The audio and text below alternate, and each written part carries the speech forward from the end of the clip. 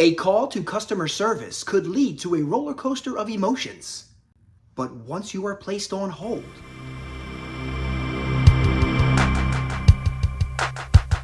that sound could bring joy to a number of people. But for one man, that sound you hear, that heartbeat, that's heartbreak. I'm Ben Frederick, and tonight's story is one of hope, heartbreak, and holding on. I don't hold anything. I got a funny stomach. You know the sound, but do you know where it came from? We bring you the story of Tim Carleton and Darrick Deel, the inventors of hold music. Everything you hear is everything I felt. Angels calling, heartbeats, hope. Gone. Our story begins 35 years ago, where Tim shares a moment. Some 30-odd years ago, I met a dame. We met, fancied an evening, and I thought things were going well. Until she said, "Hold on, I'll be right back." I assumed she had to use the ladies' room. And did she return? She never came back.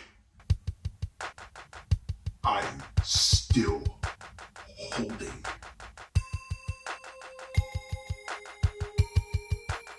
And while in such an emotional state, we asked him how was he able to compose himself to come up with this sound. While I waited, patiently, mind you, all I could feel was the beating of my heart. Suddenly, a burst of creativity arose from out of nowhere. I just had to put this together. And how was Tim able to string along such a beautiful piece of music?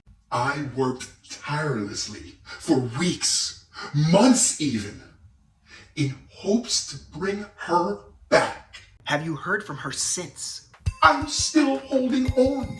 Meanwhile, I'm putting together such a composition of sound. When we asked him his motivation, I had all but given up.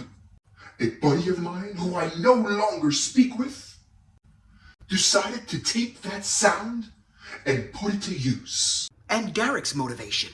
Oh, it's simple, actually. I worked this technological job, and it was very stressful. People would call in angry and agitated, asking me for help. It's okay in the beginning, but I had to use the restroom quite often. So I asked my friend, who makes music, do you have anything I could use to let the people know that I'm not available? You know it today as hold music.